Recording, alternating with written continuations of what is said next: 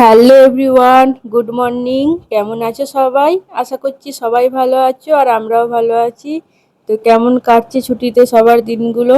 আমাদের তো ভালোই কাটছে, আশা করছি সবারই ভালো কাটুক। আর এই দেখো, সকাল সকাল উঠে আমি ব্রেকফাস্টটা বানিয়ে নিচ্ছি।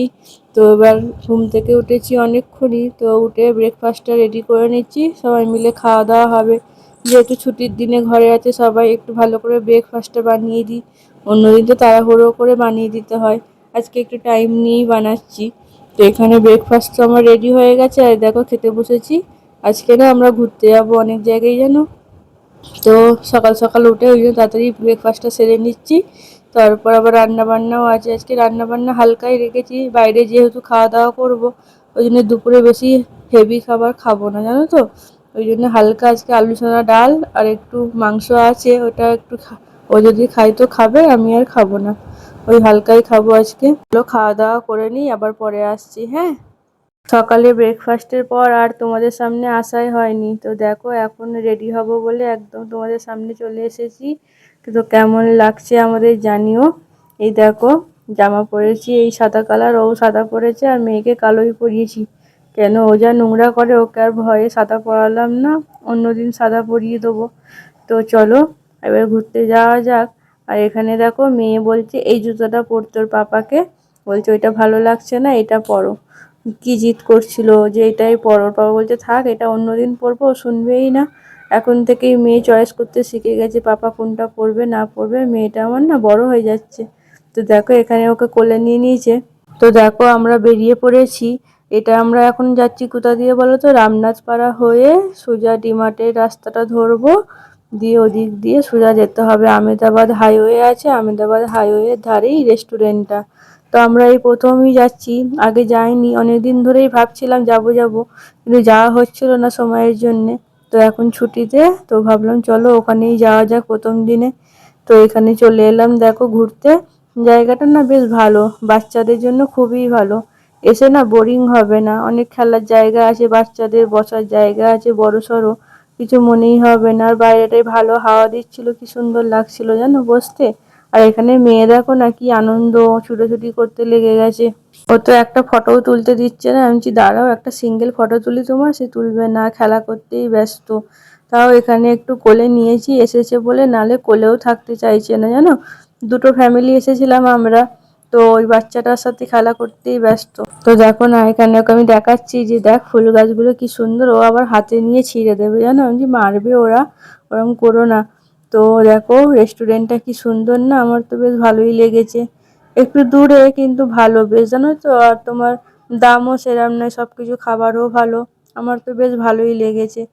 তো দেখো কি সুন্দর জায়গাটা, এসেই মন ভরে যাবে। এখানে না ফটো তোলা হেভি হবে, কি সুন্দর ফটোর জায়গা আছে তোলার জন্য। তো এই রেস্টুরেন্টটা এখন ফাঁকাই দেখতে পাচ্ছ, কিন্তু একটু রাত হয়েছে যেই, এত ভিড় হয়েছে দাঁড়াবার জায়গা পাচ্ছিলাম না। আমরা সকাল সকাল একটু এসেছিলাম বলে ফাঁকাই ফাঁকাই বেশ একটু খেলা করে নিতে পেরেছি ছেলে মেয়েগুলো। তো দেখো আমরা খাওয়া দাওয়া করে নিচ্ছি, তো চলো পরে আবার দেখা হবে।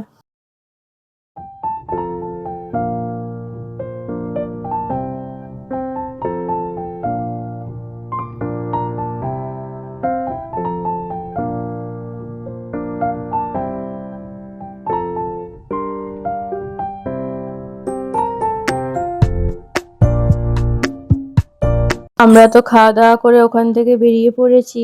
আর এত ভিড় হয়ে গেছিলো আর ভিডিও করা হয়নি জানো বেরোবার সময়, আর খাওয়ারও সেরকম ভিডিও করিনি, যেহেতু দুটো ফ্যামিলি গেছিলাম, একটু কেমন লাগছিল, ওই জন্য আর ভিডিও করিনি। তো দেখো এখন আমরা চলে এসেছি লাইটিং দেখতে, দিওয়ালির, রাজকোটের দিওয়ালি লাইটিং।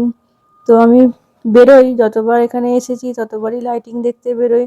তো দেখো না কি সুন্দর সুন্দর লাইটিং করে এখানে, ভালোই লাগে বেশ আলোর উৎসব দেখতে।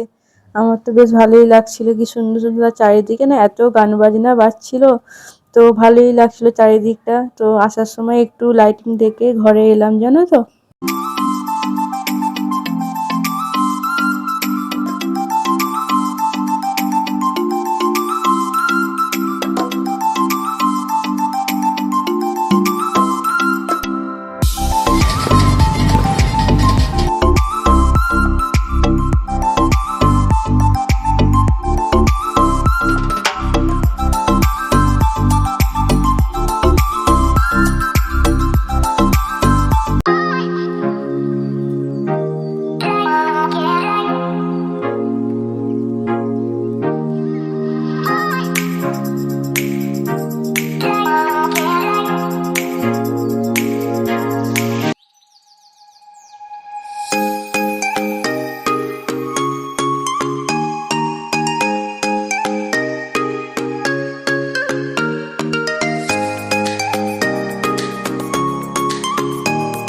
কেমন লাগছে তোমাদের লাইটিংগুলো?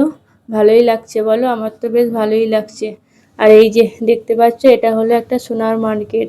এই সোনার মার্কেটে খালি জুয়েলারি দোকান আছে, বড় বড়, খালি বড় বড় সেটেরা থাকে।